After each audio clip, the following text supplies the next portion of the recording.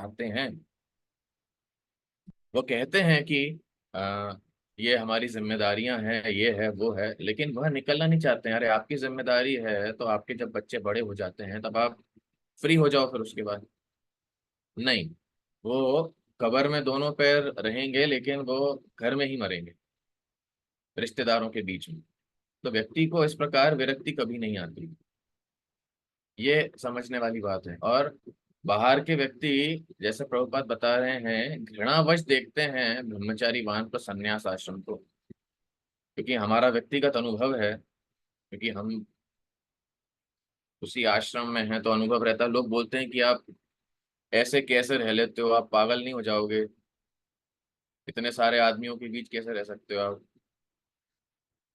थोड़ा आप अपने बारे में सोचिए, ऐसा करिए वैसा करिए। जैसे पता नहीं बहुत बहुत बड़ी उपलब्धि है, अगर मतलब कोई विवाह कर लेता है तो एकदम भारत रत्न ही बन जाता है। तो देखा भी वास्तव में चांस भौतिक लोगों को भी अभी यह आए जाओ। इसकी इसका ज्ञान उनको नहीं है। तो ये ज्यादा हमें समझना चाहिए। ये श्रील प्रभुपाद बहुत सुंदर रूप से तात्पर्य में बता रहे हैं। श्लोक क्रमांक 39। धर्मो यत्रर्थ कामौच प्रजानंदमृतम यशः हरे कृष्ण। लोकाभिशोका विरज यान केवलिनो विदु। हरे कृष्ण, सॉरी प्रभु, एक्चुअली किसी का माइक ऑन है, बीच बीच में डिस्टरबेंस हो रही है बहुत। ओके, किसका माइक ऑन है? उसको वेटिंग रूम में डाल दिया फिर। Okay okay, fine. Daksh Prabhu active है बैकग्राउंड से। जी, रेखा माता जी अनुवाद पढ़िए। सुंदरी ने आगे कहा, इस संसार में गृहस्थ जीवन में ही धर्म, अर्थ, काम तथा पुत्र पौत्र इत्यादि संततियां उत्पन्न करने का सारा सुख है। इसके पश्चात चाहे तो मोक्ष तथा भौतिक यश भी प्राप्त किया जा सकता है। गृहस्थ के यज्ञ के फल का रस ग्रहण कर सकता है, जिससे उसे श्रेष्ठ लोगों की प्राप्ति होती है। योगियों यतियों के लिए यह भौतिक सुख अज्ञात जैसा है, वे ऐसे सुख की कल्पना भी नहीं कर सकते। हरे कृष्ण। हरे कृष्ण। जी, देखिए यहाँ पर बुद्धि पुरंजन महाराज को कन्विंस कर रही है, आश्वस्त कर रही है कि सुख भोगा जाए, और प्रभुपाद तात्पर्यों में उसी अनुवाद की धुलाई कर रहे हैं। ओके, अनिकेत प्रभु तात्पर्य पढ़िए। तात्पर्य। वैदिक अनुदेशों के अनुसार मानवीय कर्मों के दो मार्ग हैं, एक प्रवृत्ति मार्ग, दूसरा निवृत्ति मार्ग। इन दोनों मार्गों का मूल सिद्धांत धार्मिक जीवन है। पशु जीवन में केवल प्रवृत्ति मार्ग होता है। प्रवृत्ति मार्ग का अर्थ है इंद्रिय सुख भोगना, और निवृत्ति मार्ग का अर्थ है आध्यात्मिक प्रगति। पशुओं तथा असुरों के जीवन में निवृत्ति मार्ग की कोई अवधारणा नहीं पाई जाती, और न प्रवृत्ति मार्ग की ही सचमुच कोई धारणा होती है। प्रवृत्ति मार्ग बताता है कि इंद्रिय तृप्ति की प्रवृत्ति का पाया जाना बुरा नहीं, किंतु उसे वैदिक आदेशों के अनुसार होना चाहिए। उदाहरणार्थ, प्रत्येक व्यक्ति में विषय जीवन की प्रवृत्ति होती है, किंतु आसुरी सभ्यता में विषय सुख अप्रतिबंधित रूप से भोगा जाता है। वैदिक संस्कृति में काम, विषय सुख वैदिक आदेशों के अनुसार भोगा जाता है। इस प्रकार वेद सभ्य मनुष्यों को दिशा निर्देश देते हैं कि किस प्रकार इंद्रिय तृप्ति के लिए उनकी प्रवृत्ति की तुष्टि की जाए।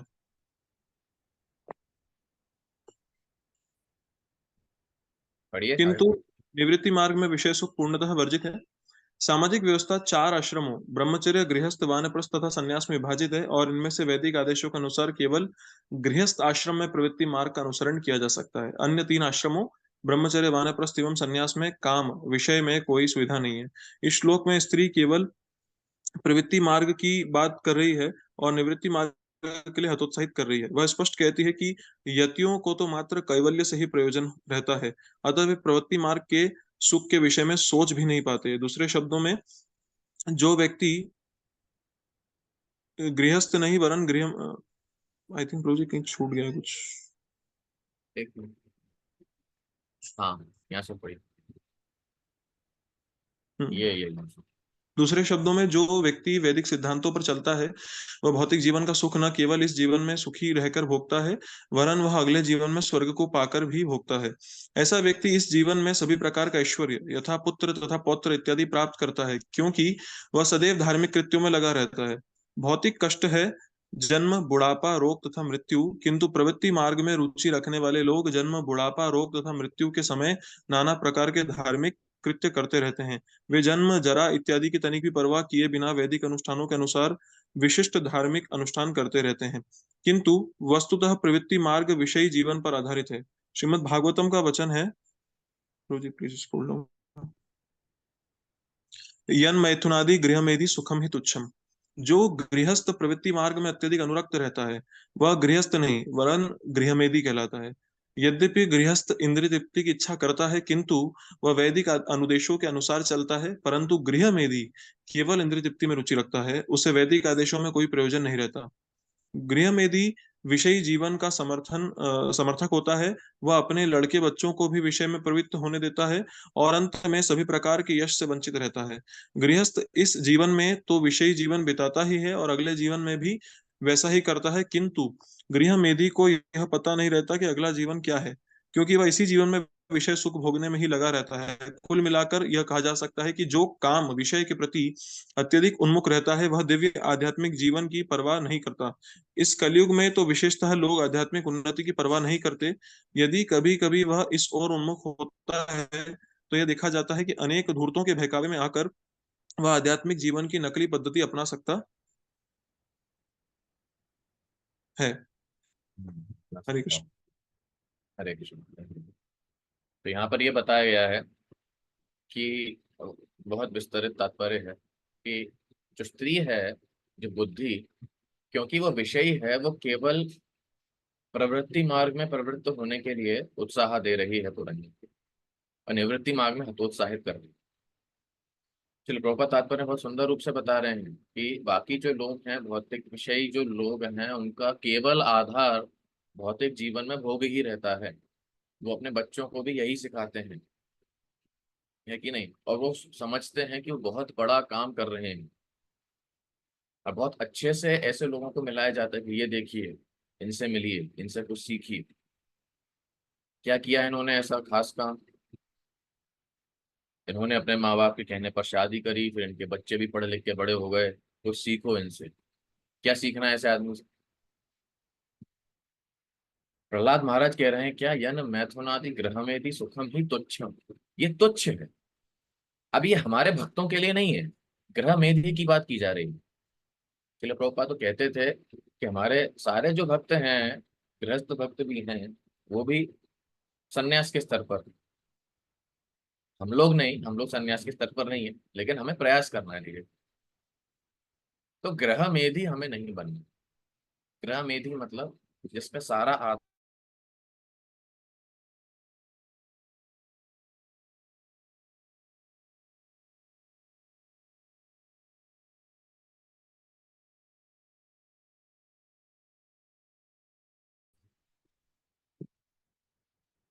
ओके। श्लोक क्रमांक 40। पितृदेवर्षि मर्त्यानां भूतानां आत्मनश्चः क्षेम्यं वदन्ति शरणं भवेयस्मिन् यद्गृहाश्रमाः। ओके, कौन पढ़ेगा? किसको बोले? आरती माता जी, अनुवाद पढ़िए। उस स्त्री ने आगे कहा, अधिकारियों के अनुसार गृहस्थ जीवन न केवल अपने को वरन समस्त पितरों, देवताओं, ऋषियों, साधु पुरुषों तथा अन्य सबों को अच्छा लगने वाला है। इस प्रकार गृहस्थ जीवन अत्यंत उपयोगी है।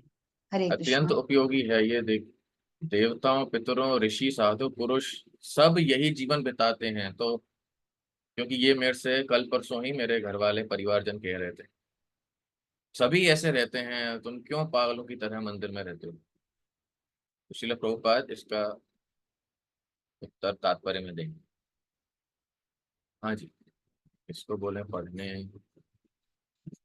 प्रभु प्रभु जी। जी जी, विनोद प्रभु पढ़िए, तात्पर्य पढ़िए। हरे कृष्ण प्रभु। हरे कृष्ण। वैदिक पद्धति के अनुसार जो भी इस भौतिक संसार में पैदा हुआ है उसके ऊपर अनेक ऋण होते हैं। वे देवताओं का, जैसे सूर्य, चंद्र, इंद्र, वरुण इत्यादि का ऋणी होता है, क्योंकि जीवन की आवश्यकताओं को यही पूरा करते हैं। देवताओं की कृपा से ही हमें धूप, गर्मी, जल तथा अन्य सभी आवश्यकताएं, प्राकृतिक सुविधाएं प्राप्त होती हैं। हम अपने पूर्वजों के भी ऋणी हैं, क्योंकि उन्होंने हमें शरीर, संपत्ति, बुद्धि, समाज, मित्रता तथा प्यार प्रदान किया है। इसी प्रकार हम राजनीतिक तथा सामाजिक विज्ञान के लिए सामान्य जनता के भी ऋणी हैं। हम घोड़े, गाय, गधे, कुत्ते और तथा बिल्ली जैसे निम्न पशुओं के भी ऋणी हैं। इस प्रकार इस भौतिक जगत में जन्म लेते ही मनुष्य पर अनेक ऋण चढ़ते जाते हैं। उनसे उसे ऋण होना होता है। यदि वह उनसे उड़न नहीं होता है तो उसे जन्म मरण के चक्कर में पुनः फंसना पड़ता है। किंतु गृह मेदी भौतिक वस्तुओं में अत्यधिक लगा रहने के कारण जान ही नहीं पाता। यदि वह केवल मुकुंद के चरण कमलों की शरण ग्रहण कर ले तो वह दूसरों के प्रति सारे ऋणों से तुरंत पूर्ण हो जाता है। दुर्भाग्यवश गृह मेदी को कृष्ण भक्ति में कोई रुचि नहीं होती है। प्रहलाद महाराज कहते हैं, मर्त्यनम कृष्ण प्रता स्वतो वा नितो अब भी भेद ग्रह का नाम। श्रीमद् भागवत 7.5.30। गृह वृद्ध गृह मेदी ही जो विषय जीवन को सब कुछ मानता है उसे कृष्ण भक्त अटपटी लगती है। वह या तो अपने खुद के विचार से या अन्यों से शिक्षा ग्रहण करके या फिर उनसे बातें करके विषय वासनाओं में इतना आसक्त रहता है कि कृष्ण भक्ति कर ही नहीं सकता। हरे कृष्ण।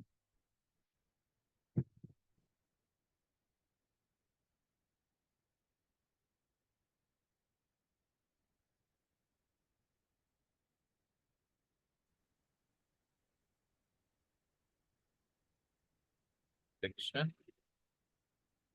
खत्म हो गया क्या? जी जी प्रभु जी। ओके जी। ओके, आवाज बीच में चली गई जी। वो आपका नेटवर्क में इशू होगा। अच्छा यहाँ जी, ठीक अभी है मेरी ये। आवाज क्लियर आ रही है ना? अभी आ रही है, अभी आ रही ओके ओके। यहाँ क्या बताया जा रहा है? श्री प्रभुपाद तात्पर्य में कह रहे हैं कि हर समाज के हर एक पहलू पर जो भी व्यक्ति हैं उनका ऋण हमारे पर चढ़ता है। लेकिन 11वें स्कंद में वर्णन आता है कि भगवान की भक्ति में जो पूर्णतया समर्पित है वो इन सारे ऋणों से मुक्त हो जाता है। गतो मुकुंद परिरित करतो, बहुत महत्वपूर्ण श्लोक है, याद होना चाहिए हम सबको। देवर्षि भूता गृणाम पितृणाम न किम करो नाम च राजन सर्वात्मना यह शरणम शरण्यम गतो मुकुंद परिरिक्त करतो। भगवान की भक्ति करने से ही सारे ऋणों से मुक्त हो जाता है। जी, श्लोक क्रमांक 41। का नाम वीर विख्यातम वदान्यम प्रिय दर्शन न वृणीत प्रियम प्राप्तम मदर्शी त्वादृशम पतिम। ओके, ये कौन पढ़ेगा जी? श्रुति माता जी अनुवाद पढ़िए। हे वीर पुरुष, इस संसार में ऐसी कौन स्त्री होगी जो आप जैसे पति को स्वीकार नहीं करेगी। आप इतने प्रसिद्ध, उदार, इतने सुंदर तथा सुलभ हैं। हो वाह। मैं जी, पढ़ूं प्रभु जी? कौन है? मैं पढ़ूं प्रभु जी? हरे कृष्णा। हाँ जी, मधु माता जी पढ़िए पढ़िए पढ़िए। प्रत्येक पति निस्संदेह अपनी पत्नी के लिए वीर होता है। दूसरे शब्दों में, यदि इससे किसी पुरुष को प्यार करती है तो वह उसे अत्यंत सुंदर एवं उदार दिखता है। जब तक कोई दूसरे को सुंदर ना दिखे, भला उसको कौन अपना सारा जीवन अर्पित कर देगा। पति अत्यंत उदार माना जाता है क्योंकि वह पत्नी को जितनी चाहे उतनी संतान प्रदान करता जाता है। प्रत्येक स्त्री को बच्चों की चाह रहती है, अतः कोई भी पति जो पत्नी की काम की तुष्टि कर सके और उसे इच्छा अनुसार बच्चे देकर करके प्रसन्न कर सके, वह अत्यंत उदार माना जाता है। न केवल संतानें उत्पन्न करके पति उदार बनता है, वरन अपनी पत्नी को आभूषण, अच्छा भोजन तथा वस्त्र देकर वह उसे पूर्ण रूप से अपने वश में कर लेता है। इस प्रकार से संतुष्ट पत्नी कभी भी अपने पति का साथ नहीं छोड़ती। मनु संहिता की स्तुति है कि पत्नी को संतुष्ट रखने हेतु पति को चाहिए कि उसे कुछ गहने दे, क्योंकि स्त्रियों को सामान्यतः घर, गहनों, वस्त्रों तथा बच्चों इत्यादि की चाह होती है। इस प्रकार स्त्री ही सारे भौतिक सुखों की केंद्र बिंदु है। इस प्रसंग में विख्यातम शब्द महत्वपूर्ण है। पुरुष सदैव सुंदर स्त्री के साथ छेड़छाड़ करता है, जिसे कभी कभी बलात्कार कहते हैं। यद्यपि बलात्कार वैध नहीं है, किंतु यह तथ्य है कि स्त्रियां ऐसे मनुष्य को चाहती हैं जो बलात्कार के पुष्ट होता है। हरे कृष्णा, धन्यवाद प्रणाम। हरे कृष्णा। हाँ, तो जिसे कुछ टिप्स चाहिए वो इस तात्पर्य में है, कैसे एक पार्टी दूसरे पार्टी को संतुष्ट रख सकती है। ये हमारी रेंज से बाहर है, इस पर ज्यादा टिप्पणी हम नहीं कर सकते।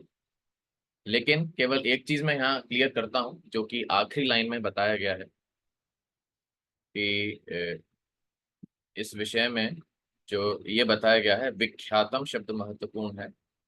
ये जो लाइन है, सदैव सुंदर स्त्री के साथ छेड़छाड़ करता है, जिसे कभी कभी बलात्कार कहते हैं। यद्यपि बलात्कार वैध नहीं है, किंतु ये तथ्य है कि स्त्रियां ऐसे मनुष्य को चाहती हैं जो बलात्कार में फंसे होता है।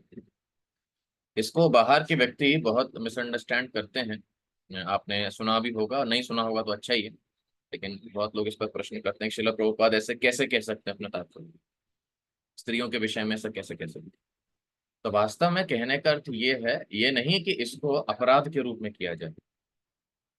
श्रील प्रभुपाद कहने का तात्पर्य ये है कि अगर स्त्री पुरुष में सहभागिता काफी हो, दोनों एक दूसरे को संतुष्ट रख सकें, तो ऐसा रुचि होती है स्त्री और पुरुष दोनों की कि वो अत्यधिक भोग करें। और इसका ये अर्थ नहीं है कि इस तरीके से करें कि वो अपराध बन जाए। वो श्रील प्रभुपाद यहाँ पर प्रमोशन नहीं कर रहे हैं उस चीज। तो ये हमें यहाँ पर समझना है, क्योंकि ये समझ के लोगों के मन में आ सकता है प्रभुपाद ऐसी कैसी बातें लिख रहे हैं। भागवतम, श्रीमद् भागवतम निवृत्ति मार्ग का हम पालन करते, श्रीमद् भागवतम अमल पुराण है, इसमें ऐसे कैसे लिखा जा सकता है। तो उसका भावार्थ ये है कि अगर दोनों के बीच में प्रेम और संतुष्टि हो तो अत्यधिक भोग करने की इच्छा पति पत्नी स्त्री पुरुष दोनों रखते हैं, उसे जो है कहा गया है। तो बलात्कार का अर्थ ये है कि अत्यधिक तीव्रता से भोग वृत्ति रखना, ऐसा नहीं कि उसको अपराध के रूप में करना। ये यहाँ पर बताया गया, क्योंकि भागवत में हर प्रकार का ज्ञान है, इसलिए यह तात्पर्य में श्रील प्रभुपाद ने समझाया है कि भौतिक भोग भी अगर किसी को करना है तो इस प्रकार से किया जा सकता है। इस पर ज्यादा टिप्पणी मेरा करने का अधिकार नहीं है। ओके, तो समय यहाँ पर समाप्त हो चुका है, तो यहाँ पर हम विराम देते हैं। बहुत बहुत धन्यवाद। हरे कृष्ण। किसी का कोई प्रश्न है, टिप्पणी है, मेरे लिए कोई सुधार है तो बता सकते हैं। Any questions, comments, corrections, suggestions, improvements? Hare Krishna Prabhu ji, दंडवत प्रणाम। एक मिनट, कहाँ से आवाज आई? रितु प्रभु जी मैं बोल रही हूँ। हाँ जी, मतलब यस, वेल प्लीज। प्रभु जी, इसमें जो आया प्रवृत्ति मार्ग और निवृत्ति मार्ग, उसको प्लीज थोड़ा सा एक्सप्लेन कर दीजिए, कैसे उसको समझ सकते हैं। जी जी, प्रवृत्ति मार्ग का अर्थ है कि भौतिक भोगों में लिप्त होकर शास्त्रों के अनुसार जीवन जिया जाए। और निवृत्ति मार्ग का अर्थ है कि इस भौतिक भोगों को भक्ति के माध्यम से, यज्ञ तपस्या इनके माध्यम से भौतिक इंद्र तृप्ति को छोड़ा जाए, त्यागा जाए। ये पहले स्कंद में ही इसका वर्णन आता है, वहां पर ये अच्छे से दिया हुआ है। Thank you Prabhu ji. Hare any Krishna. Other question? Hare Krishna. Hare Krishna. Hare Krishna ji, Prabhu ji, Parmeshwari दंडवत माता। प्रणाम। यस मैम, परमेश्वरी माता जी प्लीज गो अहेड। प्रभु जी, यहाँ अभी लास्ट वर्ष में जो बताया गया है कि फिर उससे पहले वाले वर्ष में कि जो मनुष्य है, जीव है, जन्म लेते ही अनेक उसका वो ऋणी हो जाता है, जिसमें उन्होंने वर्णन किया कुत्ते बिल्ली का भी। गाय का हमें समझ में डिस्टर्ब हो आता रहा है, है प्रभु जी, डिस्टर्ब हो रहा है। गाय का हम समझ सकते हैं कि हम लोग, गाय हमें दूध देती है और इसलिए हम उनके ऋणी हैं। ये कुत्ते बिल्ली का हम किस तरह से ऋणी हो जाते हैं? हाँ जी, बिल्कुल अच्छा व्यवहारिक प्रश्न। कहने का अर्थ ये है कि देखिए, यहाँ पे क्या बताया जा रहा है कि पूरे समाज में, पर्यावरण में हमारे जीवित रहने के लिए जो भी आवश्यकताएं हैं, वो जिस भी माध्यम से हो रही हैं, हम उन व्यक्तियों के लिए ऋणी हो जाते हैं। ये यहाँ पे बताया गया। अब जो पशु पक्षी हैं, गाय का हमें समझ में आता है क्योंकि हम सीधा दूध से संबंध बना सकते हैं कि हाँ, इनसे तो कुछ मिल रहा है। अब कुत्ते बिल्ली से क्या मिल रहा है? समझने वाली बात यह है कि this is kind of ecological point. पितरों से क्यों हम ऋण होता है हमारा? क्योंकि उन्होंने हमको, जो हमारा जो परिवार और घर है, वो सारी सुविधाएं प्रदान की हैं। अभी ये पशुओं का क्या है, ये पर्यावरण को संतुलित रखते हैं, पर्यावरण को हर प्रकार से ये संतुलित रखते हैं, चाहे वो वन उपवन हो, सब चीज हो। तो इस प्रकार से हम इन सारे पशुओं के भी ऋणी हैं, क्योंकि पर्यावरण संतुलित होने पर ही हम हमारा जीवन यापन एक संतुलित रूप में कर पाते हैं। इसलिए ये जो छोटे छोटे जीव भी हैं, ये इस प्रकार से संतुलन बनाते हैं, है कि नहीं। भगवान ने यह व्यवस्था पशु रूप में भी की है कि अगर कचरा या मल हो तो उसकी सफाई के लिए भी भगवान ने योनि बनाई है ना। जो सुअर क्या करते हैं, जो मल विष्ठा, ये जो कचरा है, कचरा खाने के लिए कुछ पक्षी भी हैं, जैसे कौवा होता है। और तो भगवान ने ये व्यवस्था पशु पक्षी की निम्न योनियों में करी है। और ये जो सामान्य जानवर हैं पर्यावरण को संतुलित रखते हैं, इसलिए कुछ भी ये लोग करते हैं हम इनके ऋणी होंगे। वैसा नहीं, मतलब उतना ज्यादा नहीं जितना कि, हाँ गाय तो सच में मनुष्य समाज की माता है, लेकिन हर प्रकार से हम इनके ऋणी हैं। तो इसलिए फिर हमको इनका पालन करने के लिए कुछ व्यवस्था करनी चाहिए ऋण उतारने के लिए, ये यहाँ पर बताया। Thank you so much. Hare Krishna. Yes, any other question? Hare Krishna ji Akrur प्रभु।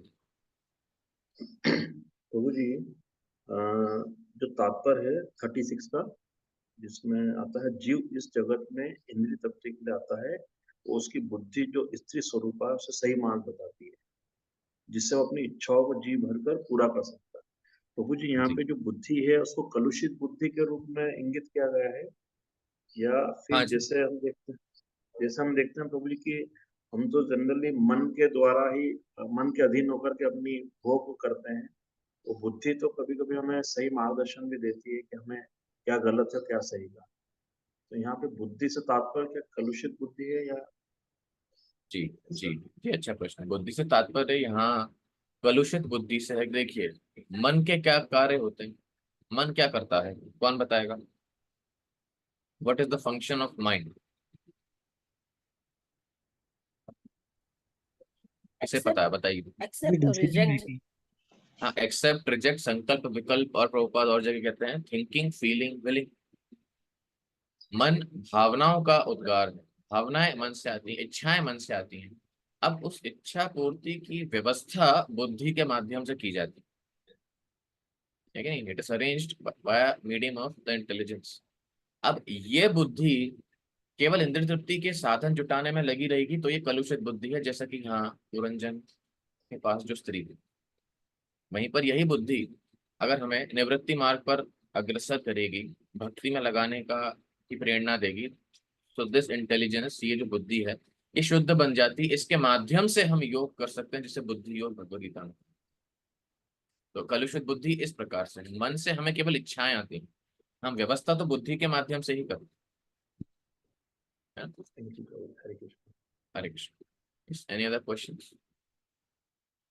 हाथ बहुत सारे दिख रहे हैं, ये क्वेश्चंस हैं कि स्टडीज वाले हैं?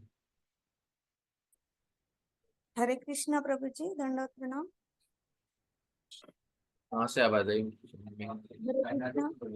हाँ, अर्चना माता जी। Yes yes. दंडवत प्रणाम प्रभु जी। प्रभु जी, जैसे कि बहुत ही सुंदर अभी ये स्कंद चालू है, तो जस्ट हमारे अगर हम जर्नी देखते हैं भक्ति मार्ग में आने के बाद, तो पहले हम माया से घिरे हुए रहते हैं भौतिक जगत में, और कृष्ण की ओर बढ़ने की कोशिश करते हैं। तो जस्ट वही रियलाइज हो रहा है मुझे कि पहले तो हम माया को पूरी तरह ना नहीं बोल सकते और कृष्ण को भी हाँ नहीं बोल सकते हैं, लेकिन धीरे धीरे जैसे संग करते हैं, ज्ञान बढ़ता है, तो माया को कहीं ना कहीं वेट करने को बोलते हैं और कृष्ण की तरफ ज्यादा झुकते हैं, या फिर जो हमारी साधना है वो करना शुरू करते हैं। लेकिन ऐसे चलते चलते कभी कभी ऐसा होता है कि हम माया को तो पूरी तरह नहीं बोलने की मतलब हमें ये आता है कि हमें नहीं बाहर इन्वॉल्व नहीं होना है, लेकिन कृष्ण रस का आस्वादन भी हम पूरी तरह नहीं कर पाते, क्योंकि भौतिक जगत में है और साथ ही साथ गृहस्थ होने के कारण बहुत सारी जिम्मेदारियां या फिर अप एंड डाउन होते रहते हैं। तो भले ही हम बाहर इन्वॉल्व नहीं होते हैं या फिर माया से दूर रहते हैं क्योंकि भक्तों का संग करते हैं, लेकिन वो रस जो है वो थोड़ा सा ग्रहण करना हमारे लिए डिफिकल्ट हो जाता है प्रभु जी। तो क्या करें फिर? यस, रस ग्रहण करना डिफिकल्ट हो जाता है, बात आपकी सही है। और ये बहुत अच्छा प्रश्न है। शुरुआत में हमारी स्थिति रहती है कि हम माया से ज्यादा आकर्षित रहते हैं, भक्ति से कम। बीच में हमारी स्थिति आती है कि अभी जो साधक स्थिति है, ये बचपन में जो खेल होता है ना, आप सबने खेला भी होगा, बीच का बंधन। तो ये स्थिति हमारी हो जाती है कि हम माया कृष्ण के बीच में रहते हैं, कभी यहाँ कभी वहां। फिर उन्नत होने पर स्तर ये बनता है कि माया से तो हम छूट गए हैं, लेकिन भौतिक जगत में आसक्ति भी है, और किसी प्रकार से भक्तों के संग से भी हमें उतना आनंद नहीं आ पाता है। तो भक्ति चल रही है, कथा चल रही है, श्रवण चल रहा है, तो ये आनंद क्यों नहीं आ पाता है? ये बहुत महत्वपूर्ण प्रश्न आपने पूछा। क्योंकि भक्ति में लगे हुए हैं, संडे को सब कुछ कर रहे हैं, सब चल रहा है, उतनी प्रगति कैसे नहीं हो पा रही, वो आनंद का अनुभव क्यों नहीं हो पा रहा है? तो ध्यान से सुनिएगा ये अभी, क्योंकि इसी विषय पर हमने कुछ दिन पहले एक क्लास और कैंप लिया था। श्रीमद् भागवतम का एक बहुत ही महत्वपूर्ण श्लोक है, मैं आप सबके सामने शेयर करता हूँ, 1 मिनट रुकिएगा। ये बहुत महत्वपूर्ण पॉइंट आपने उठाया माता जी, जस्ट अ सेकेंड। जिसमें हमारी क्वालिटी बढ़नी चाहिए भक्ति की, वो बताया गया। अच्छा, आप सबको स्क्रीन दिख रही है? यस Yes, प्रभु। प्रभु दिख रही है। ओके, ठीक है, ध्यान से देखिएगा। एक मिनट।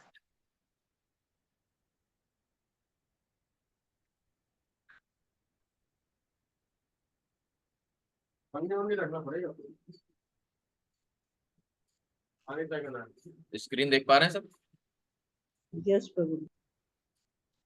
देखिए, तो ये 11वें स्कंध का 3रा अध्याय, श्लोक क्रमांक 23।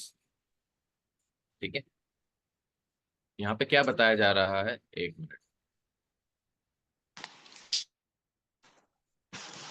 यहाँ पे क्या बताया जा रहा है? सर्वतो मनसो संगम आदौ संगम च साधुषु दयाम मैत्रीम प्रश्रयम च भूतेश अद्धा यथोचितम। ये बहुत महत्वपूर्ण श्लोक है, याद रखिएगा इसको। अनिकेत प्रभु ये पढ़ेंगे ट्रांसलेशन?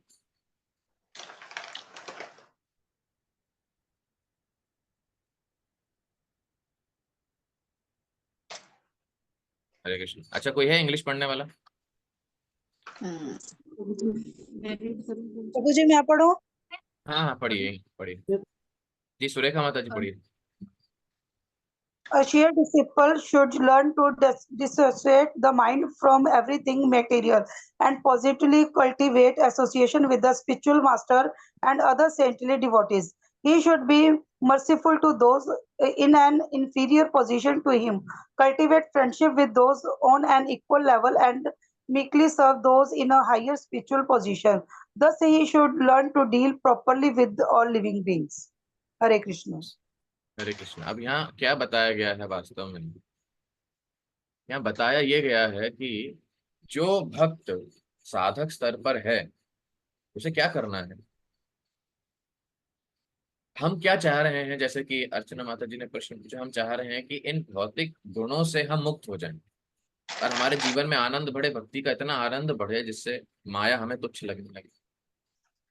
उसके लिए क्या करना पड़ेगा? दयाम मैत्रीम प्रश्रयम। हमें प्रयास करना चाहिए कि हम जीवों पर दया दिखाएं प्रचार के माध्यम से। मैत्रीम, केवल हमें सीनियर से कनेक्शन नहीं रखना है, केवल गुरु से संपर्क नहीं रखना। हमारी भक्तों के समाज में बहुत उत्कृष्ट भाव में मैत्री होनी चाहिए, फ्रेंडशिप से कहा जाता है कि नहीं? प्रभु जी की प्रभु जी से, माता जियों की माता जियों में बहुत मधुर संबंध आपस में होने चाहिए, इक्वल लेवल, सामान्य, मतलब जो हमारे समान स्तर के भक्त हैं। सबसे ज्यादा हमारा ये मिसिंग होता है, हम केवल अपने ही परिवार और हमारे परिवार, हमारा काउंसलर, हमारे गुरु महाराज, बस इस्कॉन खत्म। तो जितना ज्यादा हम ये वाला संबंध बनाया करेंगे, और इसके अलावा दयाम मैत्री प्रश्रयम। प्रश्रयम का क्या अर्थ है? गुरु से संपर्क होना, गुरु की सेवा करना और वरिष्ठ भक्तों की सेवा करना, उनका आश्रय लेना। तो ये 3 चीजें जब होंगी, जब ये 3 चीजें होती हैं, तब एक व्यक्ति के जीवन में, क्योंकि वो माया से मुक्त होता है, इसलिए उसके जीवन में आनंद आता है। लेकिन यहाँ पे तात्पर्य हम एक बार पढ़ेंगे, बहुत महत्वपूर्ण। एक जस्ट सेकेंड। ओके, हाँ, यहाँ से कोई पढ़ेगा? ये पढ़िए, it is our practical experience से पढ़िए कोई। मैं पढ़ूं प्रभु जी? हाँ जी, कौन कौन बोला? ऋतु माता अमित। जी। ऋतु माता जी पढ़िए।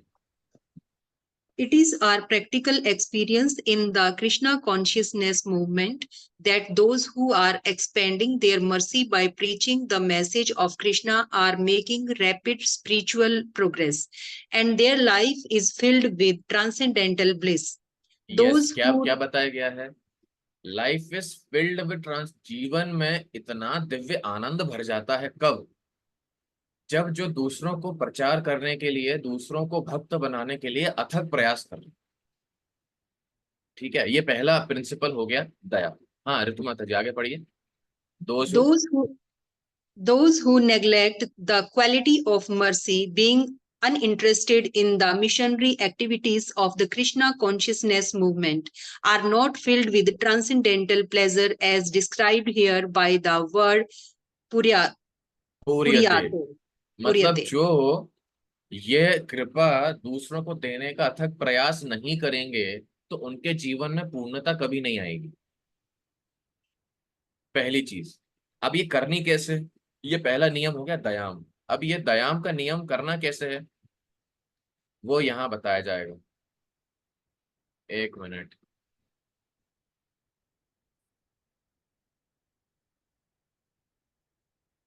जस्ट सेकंड, मैं वो लाइन निकालूं।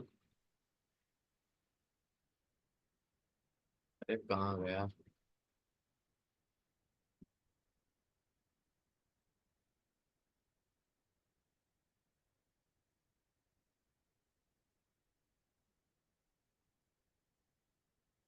हाँ, ये पढ़िए यहाँ से, यहाँ से अमित प्रभु, यहाँ से पढ़िए।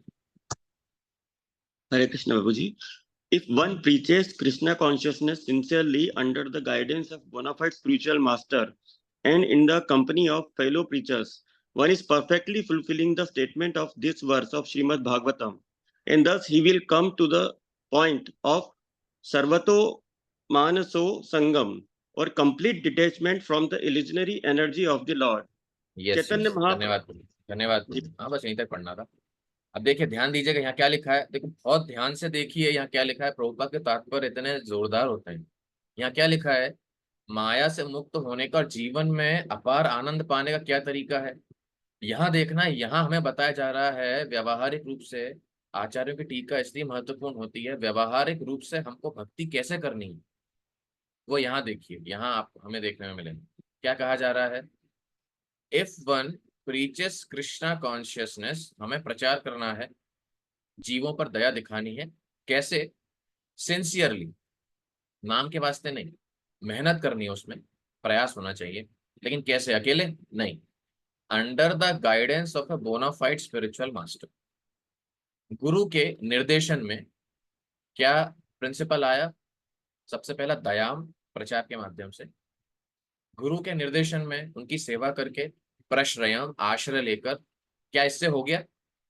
नहीं, एक कंडीशन और, in the company of fellow preachers, भक्तों के संग में हमारी मित्रता इतनी उत्कृष्ट होनी चाहिए भक्ति में, दूसरे भक्तों से जो हमारे स्वभाव के जैसे हैं, तब जाकर हम भौतिक जगत की इस माया के 3 गुणों से मुक्त हो पाएंगे, जीवन में आनंद उठा पाएंगे।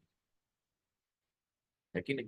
तो ऐसा नहीं है कि केवल हमारी मित्रता है, गुरु का आश्रय नहीं है, सेवा कर सकते नहीं, गुरु का आश्रय भी चाहिए।